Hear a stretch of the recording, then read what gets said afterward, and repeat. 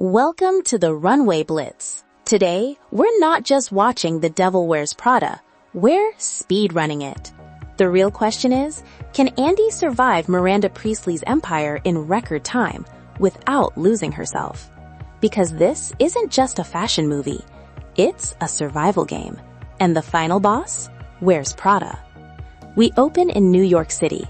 Fast cuts, models, heels clicking, lipstick gliding, designer bags snapping shut. Then, hard cut. Enter Andrea Andy Sachs. No glam intro, no slow motion runway walk, just a smart, ambitious journalism graduate who wants to write serious stories. Politics, real issues, important things. Andy isn't here for fashion. She doesn't care about brands. She doesn't know the difference between Chanel and cheap knockoff. And somehow, she lands an interview at Runway magazine. Runway isn't just any magazine. It's the fashion Bible, the throne of power. And sitting on that throne, Miranda Priestley. Miranda doesn't yell. She doesn't scream. She whispers. And somehow that's worse. The atmosphere in the Runway office is pure anxiety. Employees move like they're in a war zone. Phones ringing, assistants panicking, people sprinting just because Miranda might arrive. Then the door opens. Miranda steps in. Silence. Everyone freezes like prey sensing a predator. Andy doesn't understand it yet, but she's about to. Andy walks into the interview confident. She lists her credentials. Northwestern, editor-in-chief of her college paper, big dreams. Miranda barely looks up. Miranda flips through Andy's resume like it's mildly annoying clutter. You have no style or sense of fashion. That's the first blow. Andy tries to defend herself. She says she's serious, driven, a fast learner. Miranda gives her that look. And then the bomb drops. The last two assistants went on to become editors-in-chief at major publications. Translation? If Andy survives this job for 1 year, doors open everywhere. The speedrun timer starts. Andy gets hired, and she has absolutely no idea what she signed up for. Day 1. Andy shows up in a blue sweater.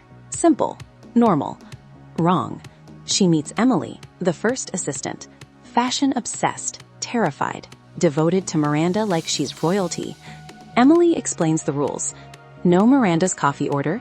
Anticipate her needs before she speaks. Never, ever disappoint her. And then it begins. Miranda's demands aren't hard. They're impossible. Get unpublished Harry Potter manuscript copies for her kids. Book impossible flights during hurricanes. Have a car waiting before she asks for one.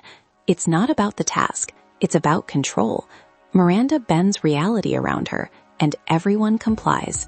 There's that iconic cerulean sweater scene. Andy laughs at two identical belts during a meeting. Miranda dismantles her ignorance in seconds. That sweater Andy thought was random, it represents billions of dollars, thousands of jobs, cultural influence. Miranda teaches her something brutal. You think you're outside the system. You're not. Fashion chooses you, not the other way around. And slowly, Andy starts changing. This is the montage. Nigel, the fashion director, takes one look at Andy and decides she's a lost cause. But then something shifts. Andy starts trying. New clothes, heels, hair, makeup, and suddenly she fits in. The runway doors open for her now. Designers greet her, people notice her. The speed run is accelerating. She's learning the game, and she's playing it well. But here's where the real story kicks in. Because every level up costs something. Andy's boyfriend, Nate, doesn't understand her new world. Her friends don't either. She misses birthdays, dinners, important moments. She lies about deadlines. She chooses Miranda's emergencies over her own life. And at first, she justifies it. It's just 1 year, but 1 year starts changing who she is. She becomes sharper, colder, more efficient, more Miranda-like. And that's terrifying. Because the thing she once mocked, she's becoming it. Paris Fashion Week. This is the golden ticket.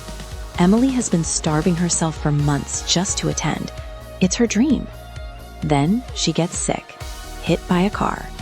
Suddenly, Miranda needs someone else, and she chooses Andy. This is the turning point. Andy could refuse. She doesn't. She chooses the promotion. She chooses ambition. And that decision costs her everything. Nate breaks up with her. Her friends pull away. Emily feels betrayed. Andy stands in Paris surrounded by glamour, and she's alone. In Paris, Andy sees something she wasn't meant to. Miranda is about to be replaced. A younger editor is being lined up. Miranda knows, and instead of panicking, she strikes first. She sacrifices Nigel, her loyal friend, to secure her own position. Nigel thought he was getting promoted. Instead, he gets crushed. Andy watches this, and something clicks. If Miranda can betray Nigel, Andy is nothing. That's the final boss moment. Andy realizes winning this game means becoming Miranda, and she doesn't want that prize. In one of the most powerful silent scenes in the movie, Andy takes off her phone. Miranda is calling. Andy looks at it and drops it into a fountain.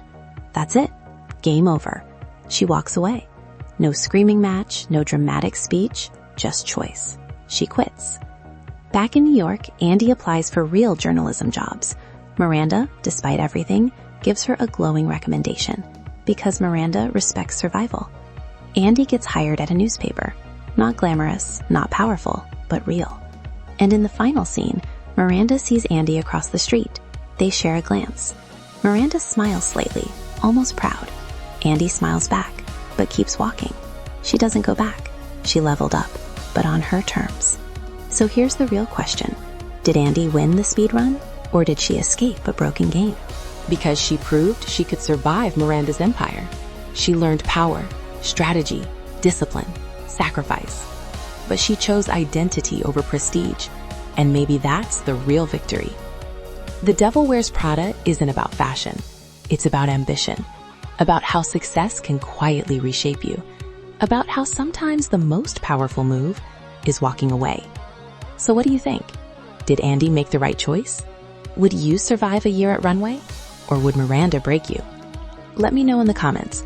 And don't forget to hit like for more high-speed movie breakdowns. Because next time, we might speedrun another empire.